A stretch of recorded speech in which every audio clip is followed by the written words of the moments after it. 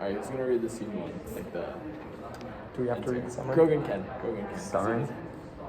Characters in the courtroom try several arguments to persuade Shylock to take the money and forget the bond.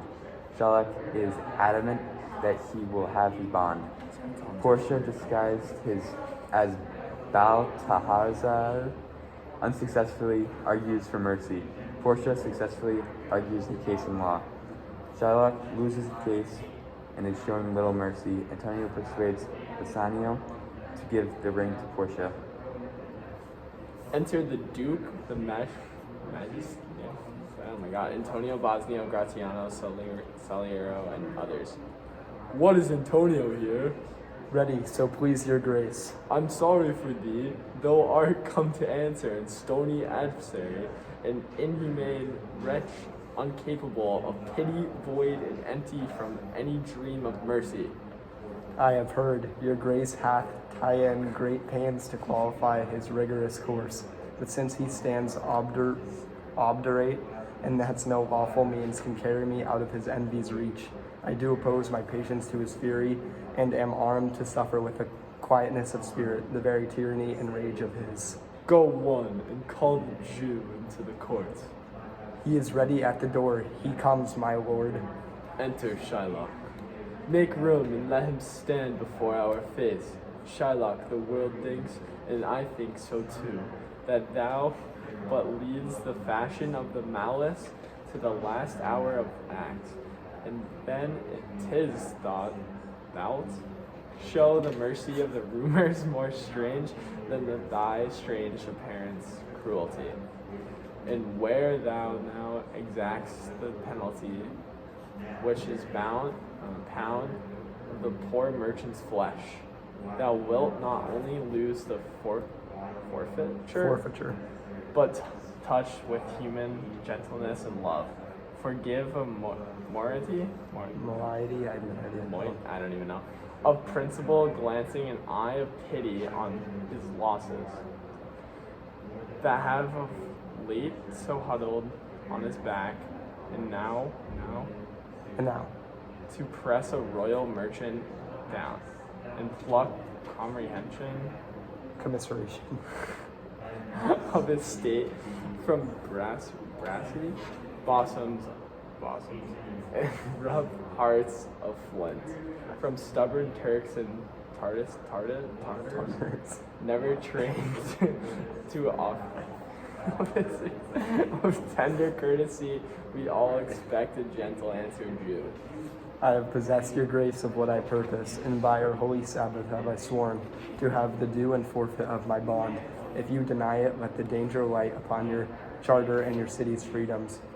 You'll ask me why I rather choose to have a weight of carrion flesh than to receive 3,000 ducats. I'll not answer that, but say it is my humor. Is it answered, what if my house be troubled with a rat, and I be pleased to give 10,000 ducats to have it banned? What are you answered yet?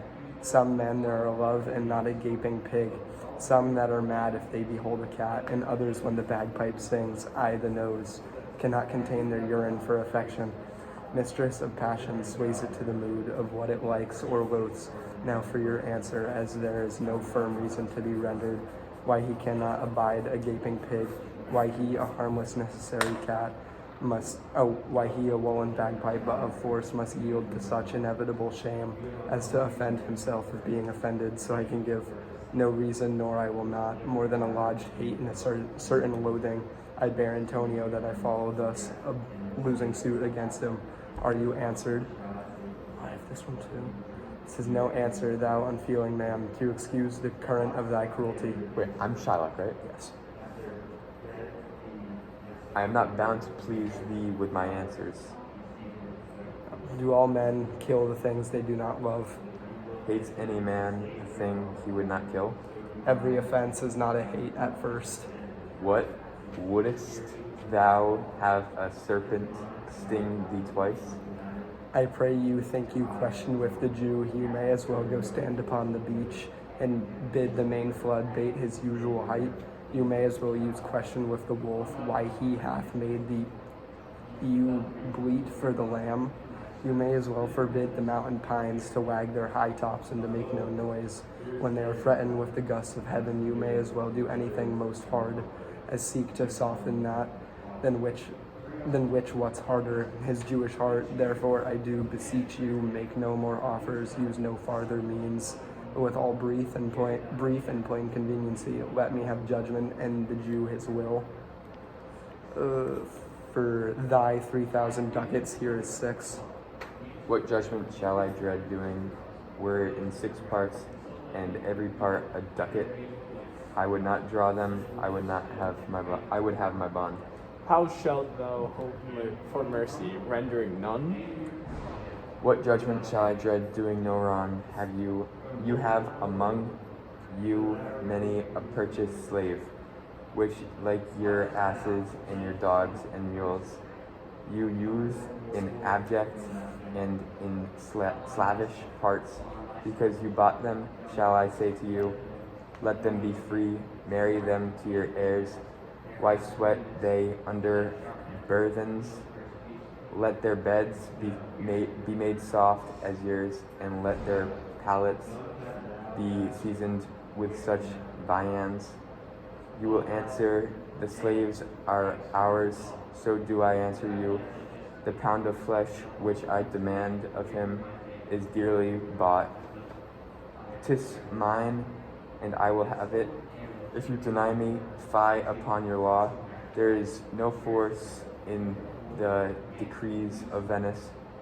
I stand for judgment, answer shall I have it. Upon my power I may dismiss the court, unless Valerio, a learned doctor whom I have sent to determine this, come here today. My lord, here stays without a new messenger with letters from the doctor, new come from Padua. Bring us the letter, call the messenger. Good cheer, Antonio. What man courage yet? The Jew shall have my flesh, blood, bones, and all ear thou shalt lose for me 1 drop of blood. I am a tainted wether of the flock, meetest for death, the weakest kind of fruit drops earliest to the ground, and so let me. You cannot better be employed, Bassanio, than to live still and write mine epitaph. Enter Nerissa, dressed like a lawyer's clerk. Came you from Padua, from Valerio? From both, my lord. Valerio greets you, grace. Why dost thou whet thy knife so earnestly? To cut the forfeiture from that bankrupt there, not on thy soul, but on thy soul, harsh Jew. Thou makest thy knife keen, but no metal can. No, not the hangman's axe bear half the keenness of thy sharp envy. Can no prayers pierce thee? No, none that thou hast wit enough to make.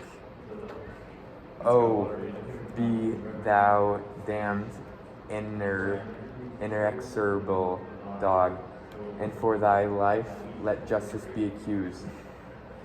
Thou almost makest me waver in my faith to hold opinion, Pythagoras, that souls of animals infuse themselves into the trunks of men. Thy currish spirit governed a wolf who hanged for human slaughter. Even from the gallows did his fell soul fleet, and while thou laced in thy unhallowed dam, infuse itself in thee. For the desires are wolvish, bloody, starved, and ravenous. Till thou canst rail the seal from off my bond, thou but offendest thy lungs to speak so loud. Repair thy wit, good youth, or it will fall to careless ruin. I stand here for law. This letter from Valerio doth command a young and learned doctor to our court. Where is he? He attendeth here hard by, to know your answer, whether you'll admit it. With all my heart, some 3 or 4 of you go give him courteous conduct to this place. Meantime, the court shall hear Belario's letter. Your grace shall understand that at the receipt of your letter I am very sick, but in the instant that your messenger came, loving this visitation with me, a young doctor of Rome. His name is Balthasar. Balthasar. I acquainted him with the cause of controversy between the Jew and Antonio, the merchant, returned where many boats together. He is furnished with my opinion with his own learning, the greatness whereof I cannot enough command comes with him at my importunity to fill up your grace's request in my stead. I beseech you, let his lack of years be no impediment. To let him lack a reverent estimation. For I never knew so young a body with so old a head. I leave him to your gracious acceptance, whose trial shall better publish his commendation. You hear the learned Valerio, what he writes, and here I take his is the doctor name. Oh my God! Give me your hand, come you from the old Valerio. I did, my lord. You are welcome. Take your place. Are you acquainted with the difference that holds the present question in the court? I am informed thoroughly of the cause, which is the merchant here, and which the Jew. Antonio and old Shylock both stand forth. Is your name Shylock? Oh, Shylock is my name. Of a strange nature in the suit you follow, yet in such a role that the Venetian law cannot impugn you as you do proceed. You stand within his danger, do you not? So he says. Do you confess the bond? I do. Then must the Jew be merciful. On what compulsion must I? Tell me that. The quality of mercy is not strained. It droppeth as the gentle rain from heaven upon the place beneath it twice blessed. It blesseth him that gives and him that takes. 'Tis mightiest in the mightiest. It becomes the throned monarch better than his crown. His scepter shows the force of temporal power, the attribute to awe and majesty, wherein doth sit the dread and fear of kings. But mercy is above this scepter sway. It is enthroned in the hearts of kings. It is an attribute to God himself. An earthly power doth then show likest God's. When mercy seasons justice, therefore Jew, thou justice be thy plea. Consider this, that in the course of justice none of us should see salvation. We do pray for mercy, and that same prayer doth teach us all to render the deeds of mercy. I have spoke thus much to mitigate the justice of thy plea, which if thou follow the strict court of Venice must needs give sentence against the merchant there. My deeds upon my head, I crave the law, the penalty and forfeit of my bond. Is he not able to discharge the money? It's Pisanio, right? What page are you on? Here I tender. Yes, here I tender it for him in the court. Yes, twice the sum. If that will not suffice, I will be bound to pay it 10 times over.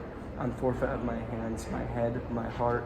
If this will not suffice, it must appear that malice bears down truth, and I beseech you, rest once the law to your authority, to do a great right, do a little wrong, and curb this cruel devil of his will. It must not be. There's no power in Venice can alter a decree established. 'Twill be recorded for a precedent, and many an error by the same example will rush into the state. It cannot be. A Daniel come to judgment. Yeah, a Daniel, O wise young judge, how I do honor thee. I pray you, let me look upon the bond. Here, 'tis more reverend doctor, here it is. Shylock, there's thrice thy money offered thee. An oath, I have an oath in heaven. Shall I lay perjury upon my soul? No, not for Venice.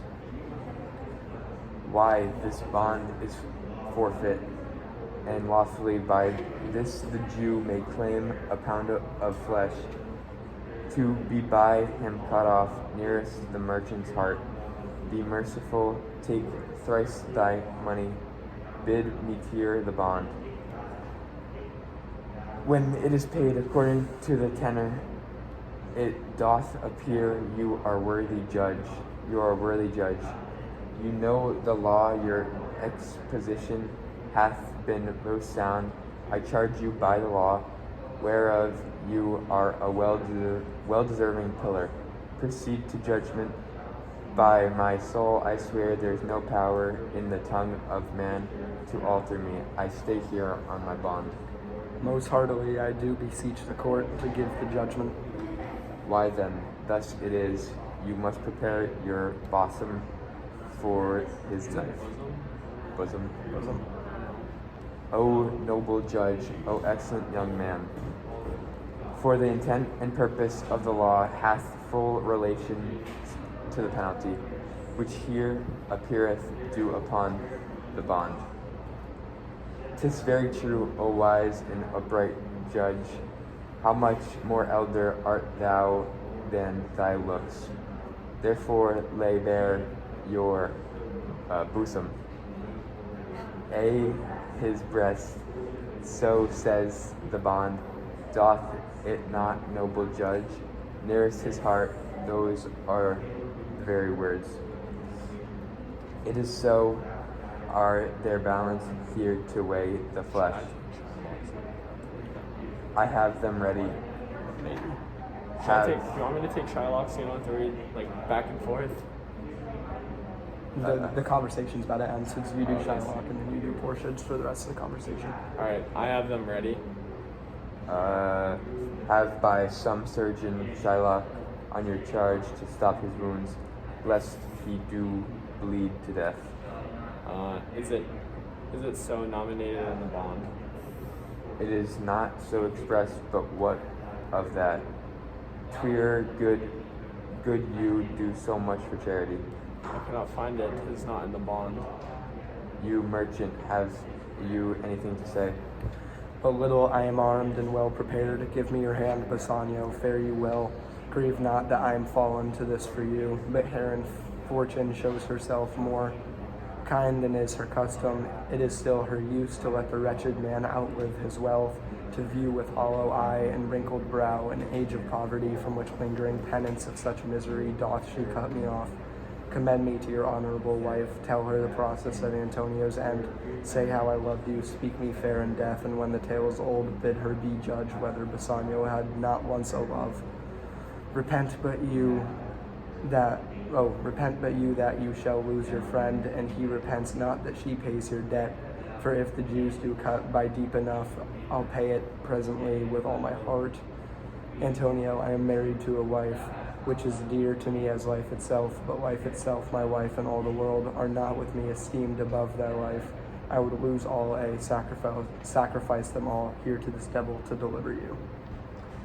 Your wife would give you little thanks for that, if she were by to hear you make the offer.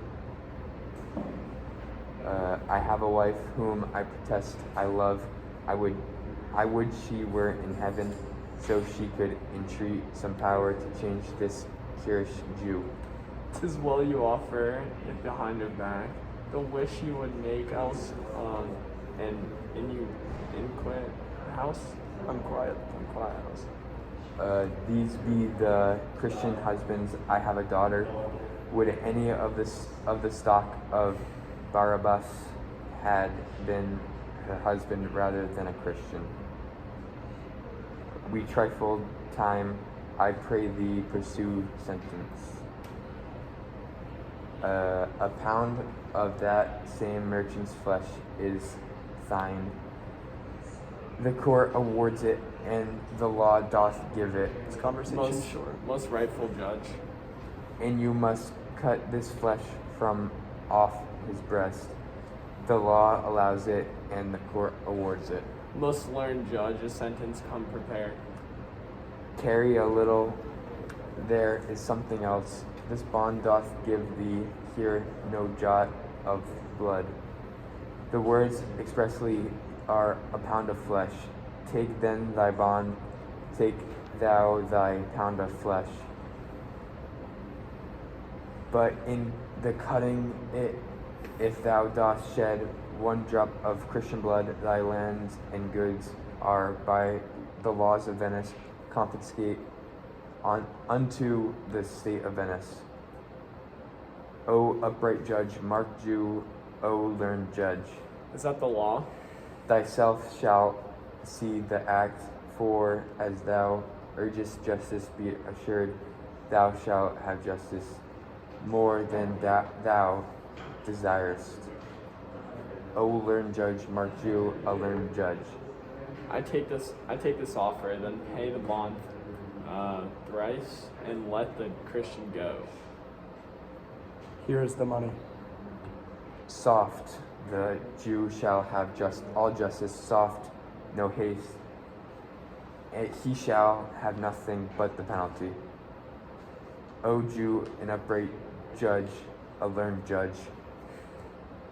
Therefore, prepare thee to cut off the flesh. Shed thou no blood, nor cut thou less, nor more, but just a pound of flesh. If thou cuttest more or less than just a pound, be it but so much as makes it light or heavy in the substance, or the division of the 20th part of one poor scruple, nay, if the scale do turn, but in the estimation of a hair, thou diest, and all thy goods are confiscate. A second Daniel, a Daniel Jew, now infidel, if you have on the hip. Why doth the Jew pause? Take thy forfeiture. Give me my principal and let me go. I have it ready for thee. Here it is. He hath refused it in the open court. He shall have merely justice in his bond. Daniel still say a second Daniel. I thank thee, Jew, for teaching me that word. Shall I not have barely my principal? Thou shalt have nothing but the forfeiture to be so taken at the peril Jew. Why then the devil give him good of it? I'll stay no longer question. Tarry Jew, the law hath yet another hold on you. It is enacted in the laws of Venice, if it be proven against an alien that by direct or indirect attempts he seek the life of any citizen, the party against the which he doth contrive shall seize one half his goods, the other half comes to the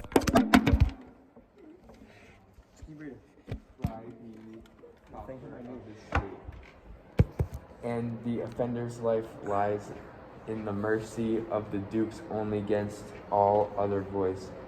In which predicament I say thou standst, for it appears by manifest proceeding that indirectly too thou hast contrived against the very life of the defendant, and thou hast incurred the danger is formerly by me rehearsed. Down therefore and beg mercy of the Duke.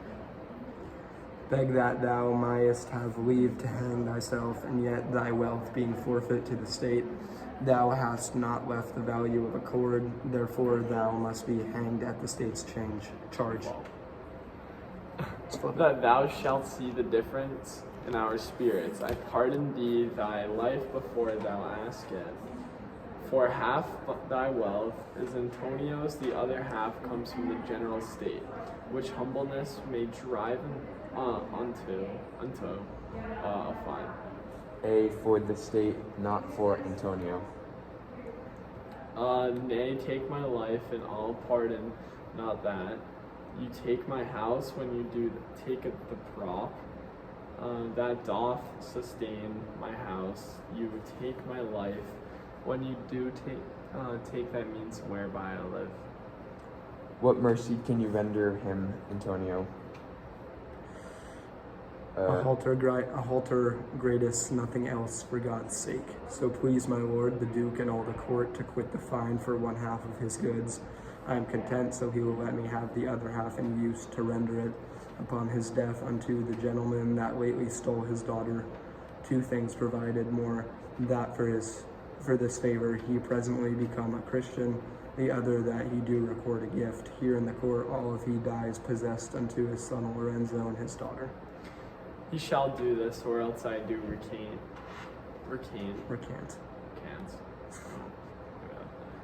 The pardon take I late pronounced here.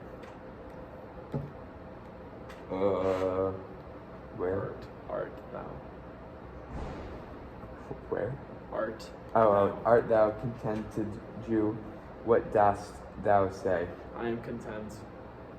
Clerk, draw a deed of gift. I pray you give me leave to go here hence. I am not well. Send the deed after me, and I will sign it. Get thee gone, but do it.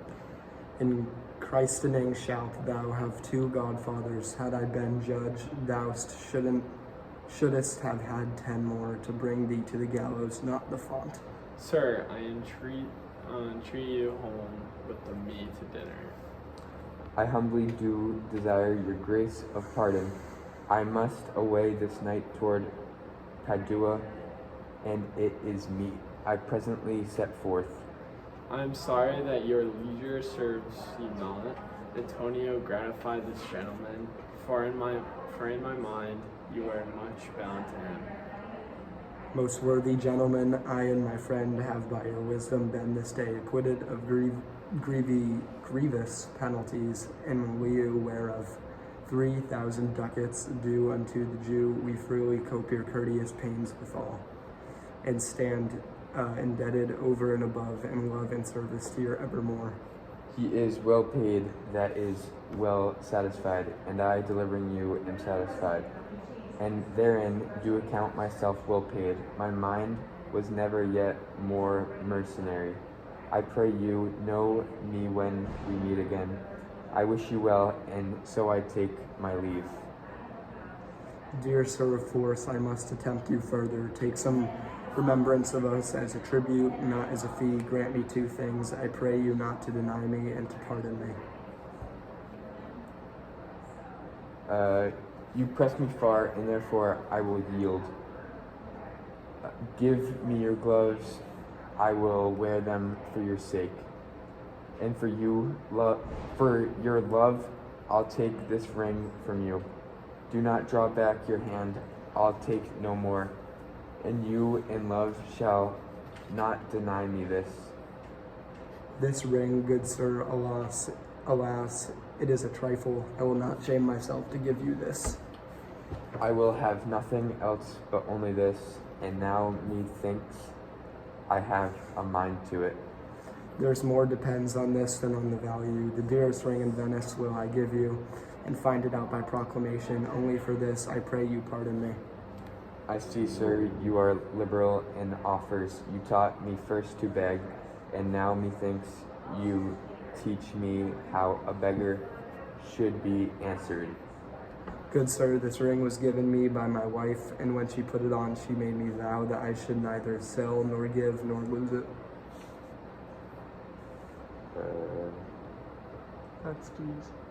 That skew serves many men to save their gifts, and if your wife be not a madwoman and know how well I have deserved the ring, she would not hold out enemy forever, for giving it to me. Well, peace be with you. My lord Bassanio, let him have the ring. Let his deservings of my love withal be valued against your wife's commandment. Go, Gratiano, run and overtake him. Give him the ring and bring him, if thou canst, unto Antonio's house. Away, make haste. Oh, come you and I will thither presently, and in the morning early we will both fly towards Belmont. Come, Antonio. Exeunt. Scene 2. Alright. Inquire the Jew's house out, give him this deed, and let him sign it. We'll away tonight and be a day before our husband's home. This deed will be well welcome to Lorenzo. Fair sir, you are well heir to and my lord Bassanio, upon more advice, hath sent you here this ring, and doth entreat your company at dinner. That cannot be. His ring I do accept most thankfully, and so I pray you, tell him furthermore, I pray you, show my youth old Shylock's house. That will I do. Sir, I would speak with you. I'll see if I can get my husband's ring, which I did make, and swear to keep him forever. Thou mayst, I warrant, we shall have old swearing that they did give the rings away to men, but will outface them and outswear them too.